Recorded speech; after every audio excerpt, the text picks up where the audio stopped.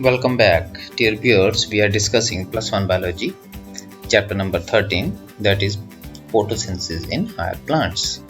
अपने पिछले वीडियो में हमने लाइट रिएक्शन के बारे में स्टडी किया था, शुरुआत की थी उसमें, इलेक्ट्रॉन ट्रांसपोर्ट तक हमने किया था उसमें।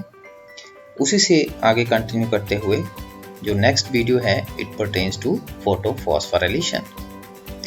फोटोफॉस्फोराइलेशन, जैसा नाम वैसा काम। Photo means light, phosphorylation means addition of phosphate. अब एडिशन ऑफ फॉस्फेट किस में होगी? एटीपी में। तो photophosphorylation is the process of formation of ATP from ADP and inorganic phosphate with the help of energy obtained from solar radiations. Clear?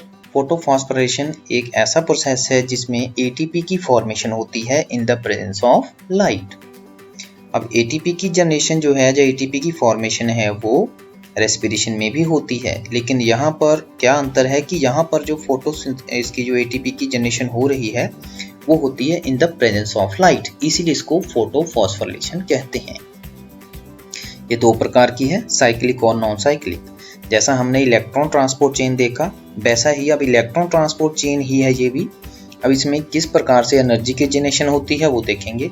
तो first of all coming to cyclic photophosphorylation. जैसा नाम वैसा काम। Cyclic का मतलब जहां से कोई चीज चलना शुरू करती है वापस वहीं पे पहुंच जाती है, तो that is known as cyclic process. तो सिमिलरली साइक्लिक फोटोफॉस्फोराइलेशन क्या होती है? It is a light driven synthesis of ATP which is performed by photosystem 1 independently. इसमें क्या होता है? इसमें इलेक्ट्रॉन जहां से निकलता है वापस वहीं पे आके पहुंच जाता है, इसलिए इसको साइक्लिक बोलते हैं। It occurs only occasionally when synthesis of carbohydrates is curtailed due to limited supply of carbon dioxide and NADPH starts accumulating। तो ये कभी कभार होती है। कब होती है? जब सिंथेसिस, जो कार्बोहाइड्रेट की सिंथेसिस है वो कम हो जाती है। क्यों? क्योंकि कार्बन डाइऑक्साइड की सप्लाई कम हो जाती है और NADPH की जो है वो एक्यूमुलेशन होना शुरू हो जाती है। It occurs at longer wavelength of light that is above 680 nanometer। जो हमने एमर्सन्स के इफेक्ट देखे थे, red drop of Emerson enhancement effect, दो इफेक्ट जो देखे थे, वहां से ये सिद्ध हुआ था कि ये दो फोटो सिस्टम काम करते हैं। तो उसमें ये एक है। अब यहाँ इस डायग्राम के माध्यम से हम देखेंगे कि जो साइक्लिक फोटोफॉस्फोराइलेशन है उसमें क्या क्या होता है। लाइट एनर्जी एब्जॉर्ब करने के बाद जो रिएक्शन सेंटर है इसका, फोटो सिस्टम 1 का, इट गेट्स एक्साइटेड, तो जिससे जो इलेक्ट्रॉन है वो इजेक्ट होते हैं। Electron are then accepted by primary acceptors. अब जब इलेक्ट्रॉन जो है वो प्राइमरी एक्सेप्टर एक्सेप्ट करता है तो ये रिड्यूस हो जाता है और ये ऑक्सीडाइज हो जाता है। उसके बाद जो प्राइमरी एक्सेप्टर है, इसके बाद इलेक्ट्रॉन फेराडॉक्सिन को जाते हैं, फेराडॉक्सिन के बाद प्लास्टोक्यूनोन। और तो जब फेराडॉक्सिन से प्लास्टोक्यूनोन में मूव करते हैं तो इन फेराडॉक्सिन और प्लास्टोक्यूनोन में इतना ज़्यादा पोटेंशियल डिफरेंस होता है कि they lead to the generation of ATP molecule. तो यहाँ पर एडीपी प्लस इनऑर्गेनिक फॉस्फेट्स की सहायता से ये एटीपी की जनरेशन हो रही है, इसीलिए इसको फॉस्फोराइलेशन बोला गया है।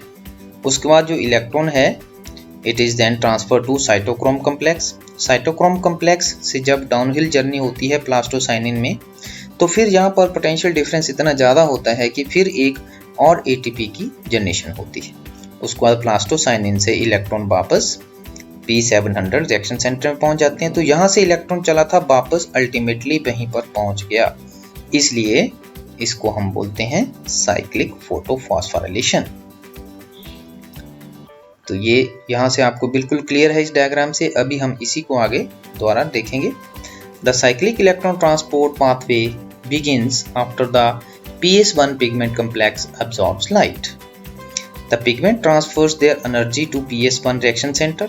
जितने भी पिगमेंट्स है वो अपनी एनर्जी जो एब्जॉर्ब की होती है उसको ट्रांसफर कर देते हैं रिएक्शन सेंटर P700 को। The outer valence electrons of excited P700 is raised to higher energy level which is captured by the primary acceptor of PS1, जैसा कि हमने डायग्राम में देखा। उसके बाद the primary acceptor then transfers electron to ferredoxin। Reduced ferredoxin unable to reduce NADPH। जो अब जब कोई भी चीज़ इलेक्ट्रॉन लेती है तो वो रिड्यूस हो जाती है, उसकी रिडक्शन हो जाती है, और जब कोई चीज़ इलेक्ट्रॉन देती है तो उसकी ऑक्सीडेशन हो जाती है। अब जो फेराडॉक्सिन है इलेक्ट्रॉन लेने के बाद ये रिड्यूस हो जाती है, लेकिन यहाँ पर क्या होता है कि जो रिड्यूस फेराडॉक्सिन है वो NADP प्लस को रिड्यूस नहीं कर पाती, इसलिए जो अपना इलेक्ट्रॉन है वो वापस PS1 को भेज देती है बाया साइटोक्रोम B6, मतलब बाया डिफरेंट इलेक्ट्रॉन कैरियर्स। इसलिए ये साइक्लिक प्रोसेस है। So reduced ferredoxin unable to reduce NADP plus returns the electron to PS1 via cytochrome B6, plastoquinone, cytochrome F and plastocyanin. ये different electron carriers है. Now the electron transport is called cyclic because the electron emitted from PS1 returns back to PS1 passing through several intermediate carriers. तो इसीलिए इसको cyclic बोला गया है। उसके बाद नेक्स्ट जो है that is non cyclic photophosphorylation. जैसा नाम वैसा काम। नॉन साइक्लिक का मतलब इलेक्ट्रॉन जहां से निकलेगा वापस वहां पर नहीं पहुंचेगा, तो इसलिए इसको नॉन साइक्लिक फोटोफॉस्फोरेशन बोलते हैं। So it is a regular process of photophosphorylation in which both the photo systems cooperate in light driven synthesis of ATP। तो जो नॉन साइक्लिक फोटोफॉस्फोराइलेशन है इसमें दोनों फोटो सिस्टम पार्टिसिपेट करते हैं, in contrast to cyclic जिसमें only PS1 gets involved. So electron extruded by P680 of photosystem 2 does not return to it but is passed to NADP plus with the help of PS1. तो यहाँ इस diagram के माध्यम से हम देखते हैं कि ये जो इलेक्ट्रॉन्स हैं यहाँ से जो फोटोसिस्टम 2 से जो इसका रिएक्शन सेंटर है यहाँ से इलेक्ट्रॉन जो इजेक्ट होते हैं हायर उसमें स्टेट में जाते हैं, प्राइमरी एक्सेप्टर उनको एक्सेप्ट करता है फियोफाइटिन, उसके बाद प्लास्टोक्यूनो, फिर साइटोक्रोम कम्प्लेक्स, फिर प्लास्टोसाइनिन से होते हुए वो पहुंच जाते हैं फोटोसिस्टम 1 में। यहाँ से फिर प्राइमरी एक्सेप्टर और प्राइमरी एक्सेप्टर से फेराडॉक्सिन और फिर फेराडॉक्सिन से फिर इसकी NADP प्लस की क्या हो जाती है रिडक्शन, ये रिड्यूस हो जाता है and it gets converted into NADPH plus H plus. तो इस तरह से इलेक्ट्रॉन यहाँ से निकलता है और अल्टीमेटली NADP प्लस तक पहुंचता है। अब जहां से जब इलेक्ट्रॉन इजेक्ट होगा तो जो रिएक्शन सेंटर है वो क्या हो जाएगा ऑक्सीडाइज्ड स्टेट में, क्योंकि इलेक्ट्रॉन का loss is known as oxidation, और जो प्राइमरी एक्सेप्टर है इट अंडरगोज रिडक्शन। अब जो इलेक्ट्रॉन का लॉस है इसको इमीडिएटली करना पड़ेगा, जो लॉस है वो इसको फटाफट खत्म करना पड़ेगा, नहीं तो आगे इलेक्ट्रॉन की सप्लाई रुक जाएगी। तो ये जो ऑक्सीडाइज्ड है रिएक्शन सेंटर इसकी द्वारा रिडक्शन, इसको नया इलेक्ट्रॉन कहाँ से आता है through splitting of water or photolysis of water. तो photolysis of water is a continuous process which is associated with non-cyclic photophosphorylation. तो photolysis के कारण इलेक्ट्रॉन जो है वो कंटिन्यूसली निकलते रहते हैं और यहाँ से इलेक्ट्रॉन जो ये ऑक्सीडाइज्ड स्टेट थी इसकी फिर रिड्यूस्ड स्टेट हो जाती है। रिडक्शन होने के बाद फिर इलेक्ट्रॉन जहाँ से इजेक्ट होते हैं, तो ये कंटिन्यूसली प्रोसेस चलता रहता है। इस प्रकार से ये नॉन साइक्लिक फोटोफॉस्फोरिलेशन होती है। साइक्लिक और नॉन साइक्लिक में यही अंतर है कि यहाँ पर फोटोलिसिस होती है जो कि उसमें नहीं होती। इसमें इलेक्ट्रॉन यहाँ से चलता है वापस यहाँ पर नहीं पहुँचता। उसके अलावा इसमें NADPH की फॉर्मेशन होती है ATP के साथ साथ, साइक्लिक में सिर्फ ATP की फॉर्मेशन होती है। फोटोलिसिस ऑफ वाटर होती है, उसमें फोटोलिसिस नहीं होती। तो इस प्रकार से ये बहुत सिंपल है, एक बार समझ में आ जाएगा तो आगे देखते हैं इसमें। The light energy of specific wavelength is absorbed by chlorophyll and accessory pigments of PS2. These pigments transfer their absorbed energy to PS2 reaction center P680. The reaction center P680 becomes photo-excited and exudes an electron with the gain of energy. The electron of photo-excited P680 is taken up by the pheophytin and transferred to quinone, जो कि primary acceptor है PS2 का। Now once the quinone gets reduced, the P680 by losing an electron becomes oxidized. जैसे हमने अभी देखा कि जैसे P680 से इलेक्ट्रॉन का लॉस होगा और क्यूनोन उसको एक्सेप्ट करेगा तो क्यूनोन की क्या हो जाएगी रिडक्शन और P680 की क्या हो जाएगी ऑक्सीडेशन, तो वो ऑक्सीडाइज्ड हो जाएगा और वो पॉजिटिवली चार्ज हो जाएगा। इलेक्ट्रॉन देने के बाद पॉजिटिवली चार्ज और इलेक्ट्रॉन लेने के बाद नेगेटिवली चार्ज हो जाते हैं, ये हमें मालूम है। फिर the oxidized P680 must get an electron to return to ground state for the next photochemical act. तो जो ऑक्सीडाइज्ड P680 है उसकी जो उसको ग्राउंड स्टेट पे आना होगा इमीडिएटली ताकि नेक्स्ट फोटोकेमिकल एक्ट हो सके।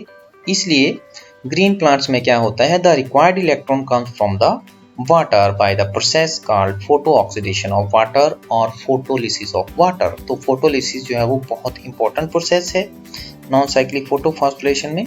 This process occurs in oxygen evolving complex OEC जिसको बोलते हैं, which is located in the lumen side of thylakoid membrane. It is responsible for splitting or oxidation of water and evolution of molecular oxygen. तो जो electron की continuous supply है वो जहाँ से निकलती है और साथ में जो ऑक्सीजन इवॉल्व होती है वो भी फोटोलिसिस ऑफ वाटर के दौरान ही होती है। OEC requires the presence of manganese, chlorine and calcium ion.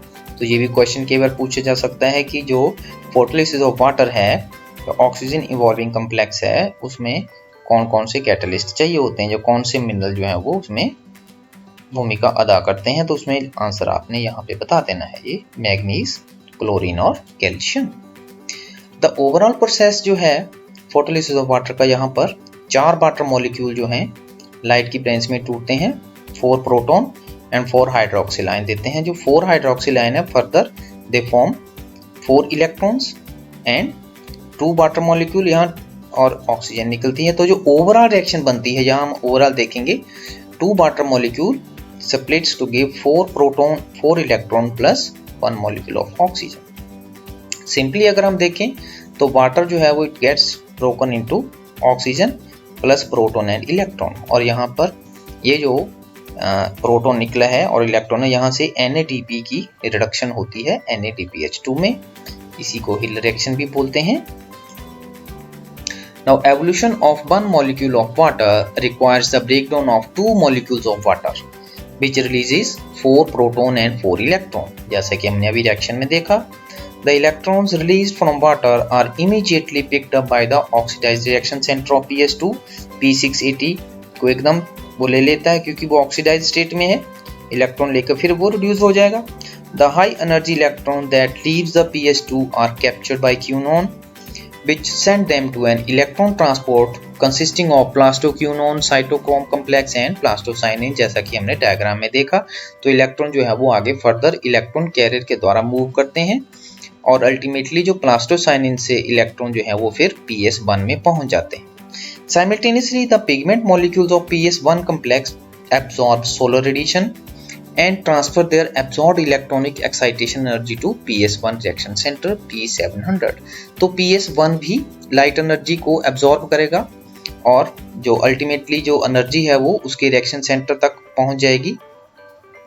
P700 gets excited and excludes an electron which is accepted by an acceptor, उसको A बोलते हैं।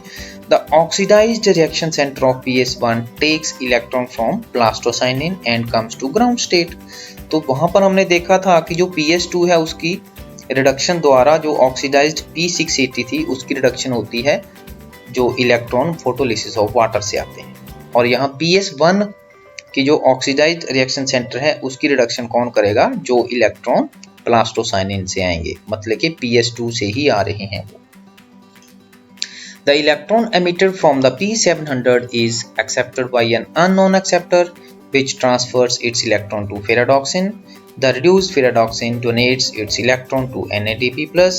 The NADP+ takes electron from ferredoxin and proton from medium and gets reduced to NADPH in the presence of enzyme ferredoxin NADP reductase. NADP stands for nicotinamide adenine dinucleotide phosphate। अगर इसके साथ H है तो ये reduced form में है, अगर NADP plus है तो ये ऑक्सीडाइज्ड स्टेट में है। तो इसी प्रकार से NADPH और ATP की फॉर्मेशन होती है। तो इसी के साथ ये फोटोफॉस्फोरिलेशन का जो टॉपिक है यहाँ पर समाप्त होता है।